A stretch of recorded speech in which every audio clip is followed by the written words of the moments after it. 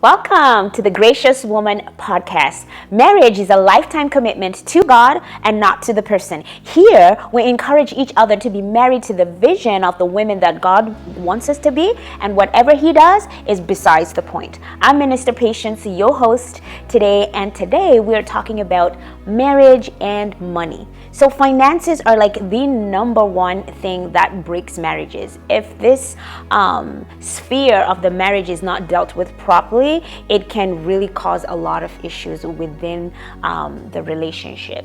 So right from the beginning, we have to set the standard of what things are going to be. So you need to sit down with your spouse and assign each other roles. Now, typically, most women feel and believe that the husband should take care of the majority of the bills. I would say let's not just assume that, because things change over time. It is good to actually have a conversation with your husband and talk about finances. How are you going to handle bank accounts, for example? Are you guys going to have a joint account? Are you going to have single accounts? What are the joint accounts for? What are the single accounts for?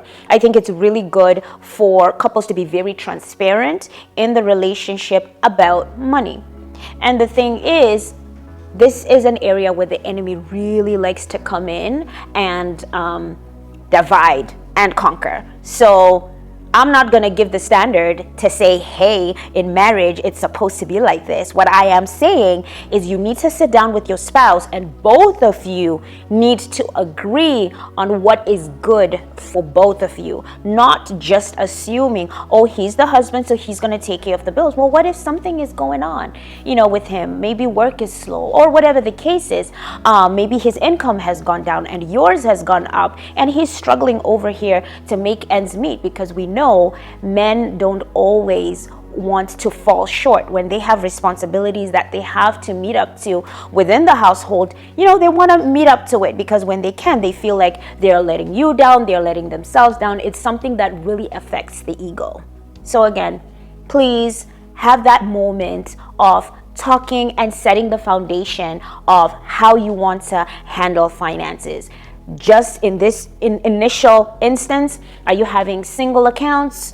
Are you having joint accounts? And then check in once in a while, ever so often. You want to check in, make sure everything's still good and that you are still both on the same page. Then you want to distribute the bills, based on your personal agreement. There is no standard in marriage. It's what the both of you have agreed on. Who's paying the rent? Who's paying, the insurance? Who's paying the electrical bill? Who's paying, the groceries? Who's paying this? Who's paying that, right? We want to make sure we talk about all of these things. Don't let the things go within the cracks, right? When the income is still coming, when things are still good, there's usually not a problem. The problem starts to come when there's a hiccup with the job, or hours are reduced, or somebody's laid off or fired, or maybe a business is slow. The income that was coming in is not coming in anymore. So which leads to the next thing, the budget, right? You guys need to set a budget based on the income that's coming into the home. Everybody needs to know, okay, this is the budget, this is what we're following, right? Once the budget is in place, then everybody knows where they have wiggle room, right? We women like to be kept, right? We like the husband, the man, to take care of us. Some of us, we get married just for that reason. But family, life does not always go as predicted, right? So we always want to put a cushion in the relationship for these things that can happen. What are your financial goals? So that's the next one. Financial goals as a couple, right? Where is the marriage going? Where's the unit going? And are both of you working towards these goals? Perhaps you want to buy a home. Perhaps you guys want to go on vacation. Perhaps you guys are preparing for retirement. Perhaps you want to start a business. It could be a lot. Maybe you're saving for kids, university. The list is endless. Again, it's what's unique to you. But these things need to be decided on. You can't, in a marriage, show up one day with a new car in the garage and your spouse doesn't know. That's just a recipe for disaster. A lot of people do that though. Oh, I'm going to surprise my spouse. Oh, it's my money, so I can do whatever it wants. Well, what happened to respect? What happened to mutual respect, right?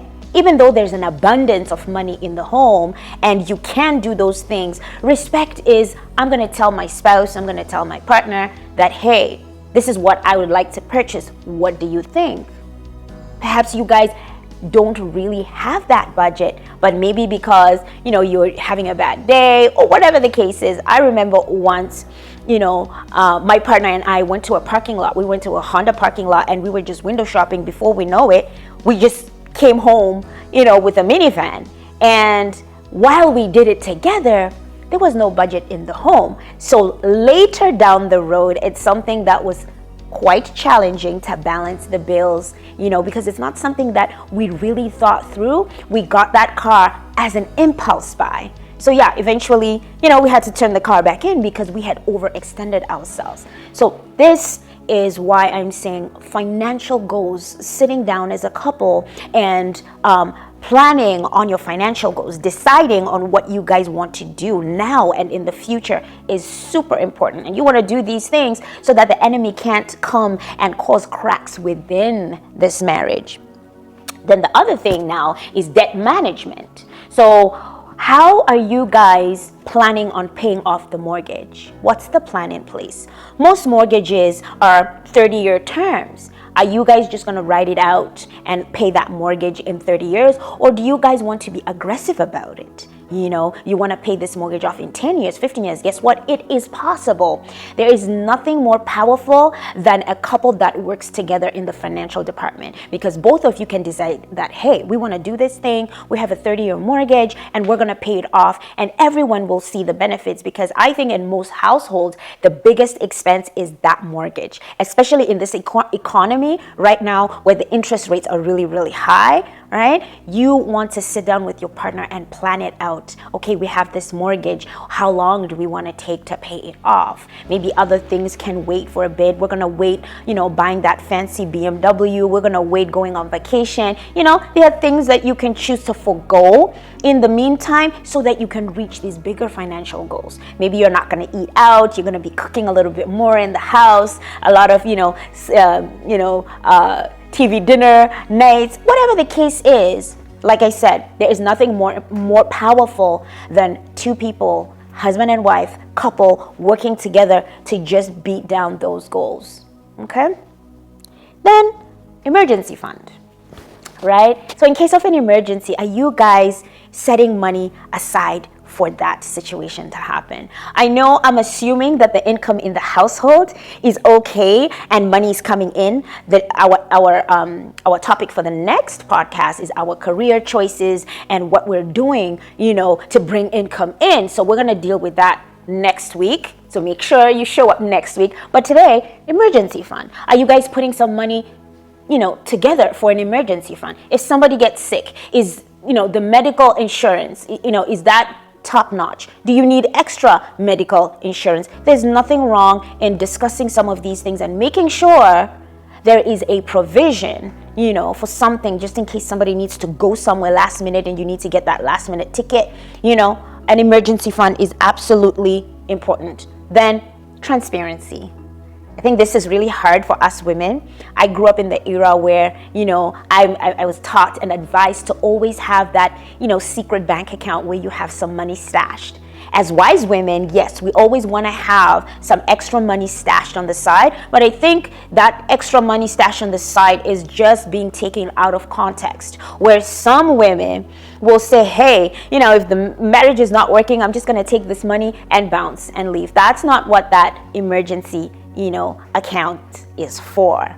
It's okay to be virtuous and have a little money, stacked aside so that it's like an emergency money part two, kind of. But let's have it for the right reasons. I think it's unfair for us to be saying that his money is my money and then my money is my money, or his money is our money and then my money is my money. I think we need to really stay away from that, especially when we're in a marriage and we want the marriage to thrive.